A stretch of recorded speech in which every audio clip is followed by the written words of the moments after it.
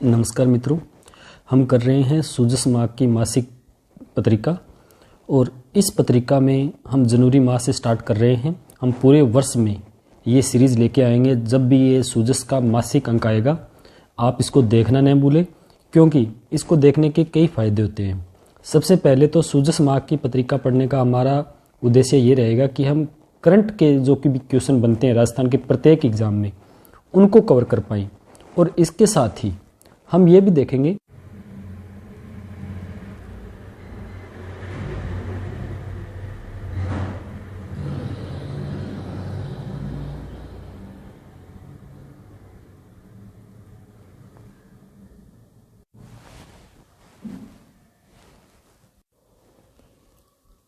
Next इसमें राजस्थान सरकार ने 17 दिसंबर को सूजस ऐप लॉन्च किया था।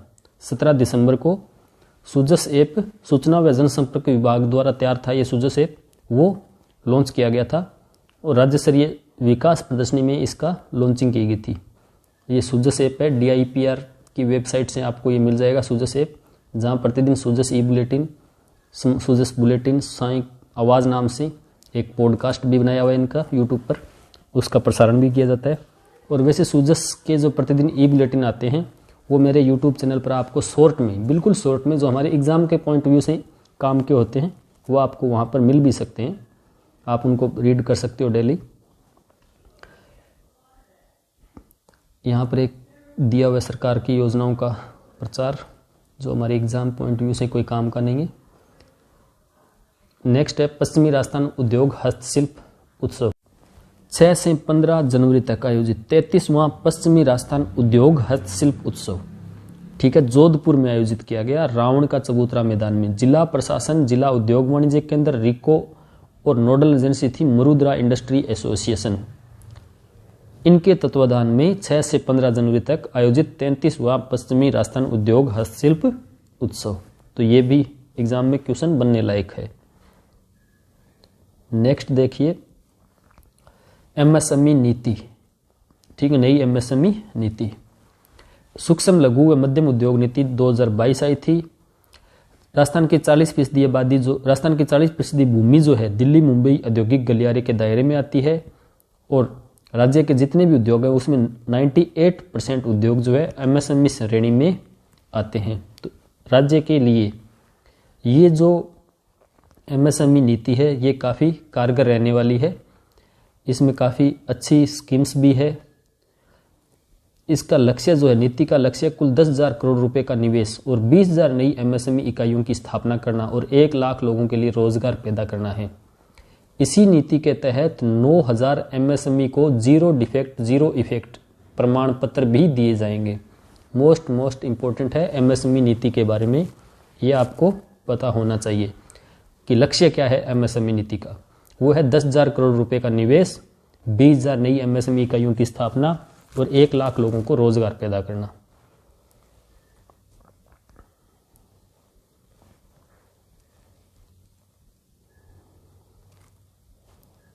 नेक्स्ट देखिए राजस्थान हस्तशिल्प नीति 2022। राजस्थान सरकार ने हस्तशिल्प नीति 2022 जारी की है। पहली बार था जब राजस्थान ने यह हस्तशिल्प नीति जारी की है। राजस्थान में 6 लाख हस्तशिल्पी है और राजस्थान के जयपुर को वर्ल्ड क्राफ्ट काउंसिल द्वारा वर्ल्ड क्राफ्ट सिटी भी घोषित किया गया है, ठीक है। वर्ल्ड क्राफ्ट सिटी राजस्थान की जयपुर। राजस्थान सरकार राज्य निवेश प्रोत्साहन योजना 2019 में हैंडीक्राफ्ट सेक्टर को थ्रस्ट सेक्टर में भी शामिल किया है। और ये नीति जब कब जारी की गई, हस्तशिल्प नीति 17 सितंबर 2022 को प्रदेश की पहली हस्तशिल्प नीति जारी की और यह नीति 31 मार्च 2026 तक प्रभावी रहेगी। इस नीति का जो उद्देश्य है वो 5 वर्षों में 50,000 नए रोजगार उपलब्ध करवाना है। बेहतर मार्केटिंग की व्यवस्था करना इस नीति का उद्देश्य है। ब्रांडिंग करना इस नीति का उद्देश्य रहेगा। फिर इस नीति के अंतर्गत कुछ बातें कही गई है, जैसे कि हम देखें, सबसे पहले तो है उद्यम प्रोत्साहन संस्थान के राजस्थान होट जल महल जयपुर में राज्य स्तरीय हस्तशिल्प म्यूजियम की स्थापना की जाएगी। उद्यम प्रोत्साहन संस्थान के जल महल जयपुर में राज्य स्तरीय हस्तशिल्प म्यूजियम और इसके अलावा भी 13 जिलों में शहरी व ग्रामीण होठ और ये 13 जिले हैं, ये दे रखे हैं। इनमें लघु हस्तशिल्प म्यूजियम की स्थापना की जाएगी। ठीक है, लघु हस्तशिल्प म्यूजियम की स्थापना इन 13 जिलों में की जाएगी। ग्रामीण व शहरी के 13 जिले हैं। फिर है क्लस्टर डेवलपमेंट प्रोग्राम के तहत हस्तशिल्प व हथकरघा क्लस्टर चिन्हित कर आधारभूत सुविधाओं का विकास किया जाएगा। राजस्थान हस्तशिल्प सप्ताह का आयोजन किया जाएगा प्रत्येक माह के दिसंबर में। हस्तशिल्प सप्ताह का आयोजन राजस्थान होट जयपुर में किया जाएगा। इसके अलावा विभिन्न पुरस्कारों की भी, हस्तशिल्प पुरस्कारों की भी घोषणा की गई है। राज्य स्तरीय पुरस्कार भी दिए जाएंगे। सर्वश्रेष्ठ महिला हस्तशिल्पी, युवा हस्तशिल्पी, विलुप्त होती परंपरागत हस्तशिल्प को जीवित करने के लिए, इस प्रकार कई पुरस्कारों की भी घोषणा इस हस्तशिल्प नीति में की गई है। तो आपको हस्तशिल्प नीति की जो प्रमुख बातें हैं उनको ध्यान में रखना है। नेक्स्ट है राजस्थान में निवेश इन्वेस्ट समिट जो हुआ था अक्टूबर 2022 में, उसमें 11 लाख करोड़ रुपए के MOU सिग्नेचर हुए हैं, जिसमें 49% सबमिट भी हो चुके हैं। और इसमें मुख्यतः जो MOU है वो 26 परियोजनाओं को लेकर किए गए हैं।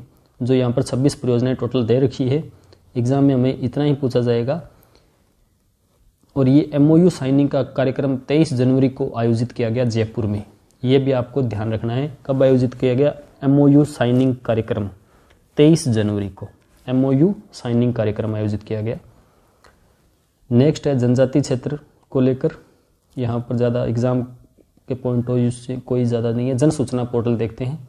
कॉलेज लेक्चरर में जन सूचना पोर्टल जो है एक अलग से टॉपिक लगता है। देखिए, सूचना के अधिकार अधिनियम 2005 की मंशा के तहत 13 सितंबर 2019 को जन सूचना पोर्टल का आगाज किया गया था। जन सूचना पोर्टल कब आया? 13 सितंबर 2019 को। जन सूचना पोर्टल का उद्देश्य था सोशल ऑडिट के साथ साथ आम जन को आसानी से उपलब्ध करवाना। जवाबदेही कानून बजट 2019 में प्रस्तावित किया गया।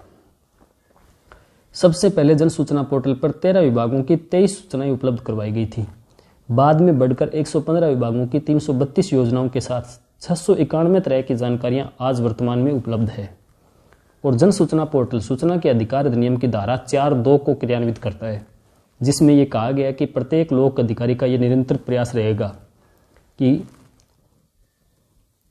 उपधारा 1 के खंड ख की अपेक्षाओं के अनुसार सब प्रेरणा से जनता के माध्यम से, इंटरनेट से कैसे भी करके जनता तक सूचनाएं पहुंचाई जाए, स्वतः ही पहुंचा दी जाए। जनता को सूचना के अधिकार के तहत सूचना लेने की जरूरत ही न पड़े। तो जन सूचना पोर्टल के माध्यम से सरकार जो है वो स्वयं सूचना देती है। तो ये 13 सितंबर 2019 को पोर्टल आने के बाद वर्तमान में इस जन सूचना पोर्टल पर काफ़ी सूचनाएं सरकार स्वतः ही जारी कर देती है। जन सूचना पोर्टल 2019 का उद्देश्य है सोशल ऑडिट के साथ आम जन को सरकारी विभागों प्राधिकारों की जानकारी आम भाषा में आम तरीके से उपलब्ध करवाना। नेक्स्ट है केसरी सिंह बारट के बारे में। 150वीं जयंती हाल ही में केसरी सिंह बारट की आई थी। भीलवाड़ा के शाहपुरा में पेनोरमा निर्माण के लिए मुख्यमंत्री जी ने 4 करोड़ रुपए के प्रस्ताव को मंजूरी दी है। अब केसरी सिंह बारट के बारे में आगे दे रखा है।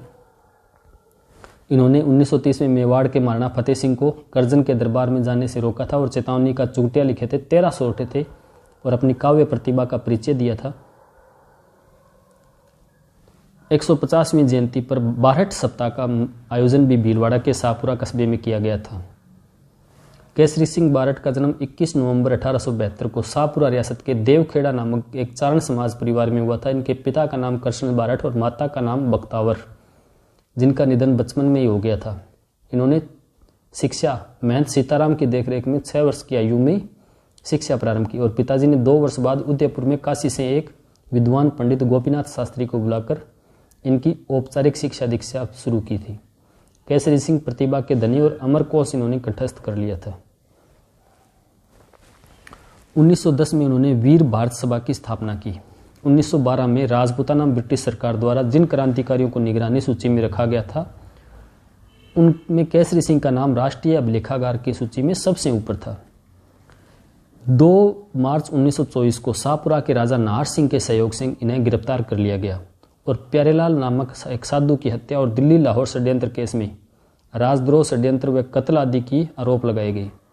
केसरी सिंह को 20 वर्ष के कारावास की सजा दी गई और बिहार के हजारीबाग जेल में डाल दिया गया। ये एग्जाम में क्वेश्चन भी आया था कि केसरी सिंह बारठ को किस जेल में डाला गया था? बिहार के हजारीबाग जेल में।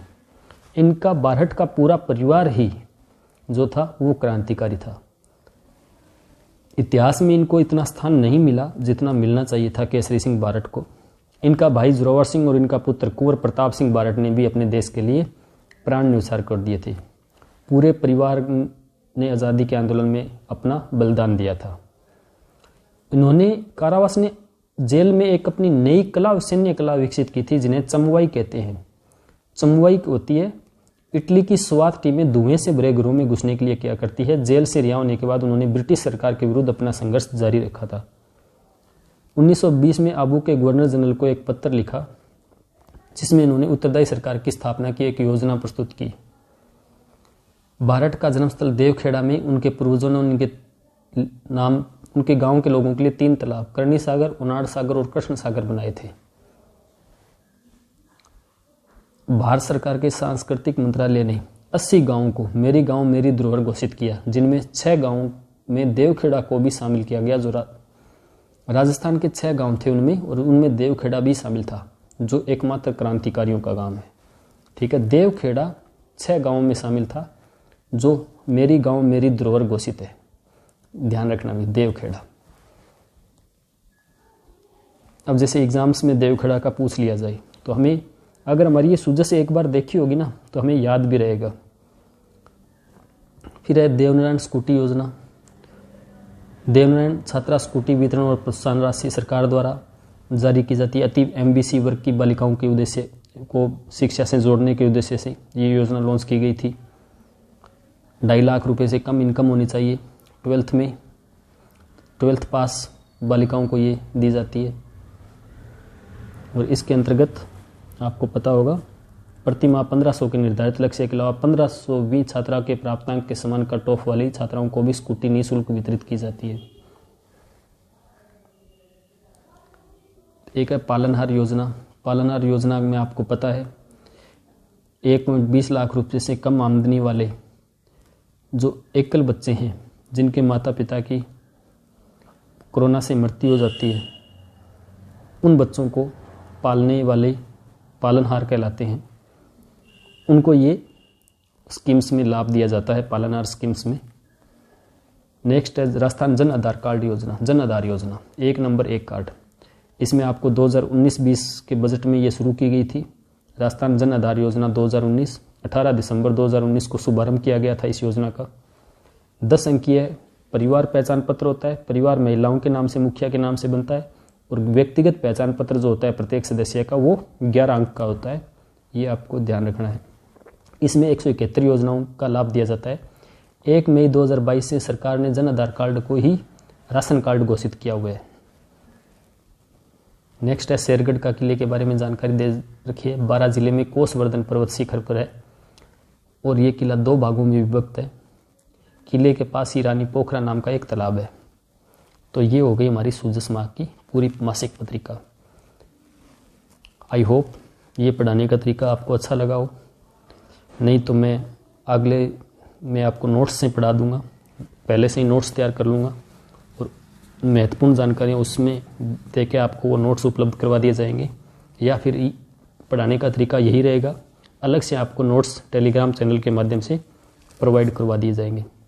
मेरा तो इसमें पढ़ाने का उद्देश्य सिर्फ यही है कि आपको एक बार जानकारियाँ आप रटे नहीं बल्कि आप सुन ले, सुनकर आपको याद रह जाएगा, काफ़ी है सुनने से।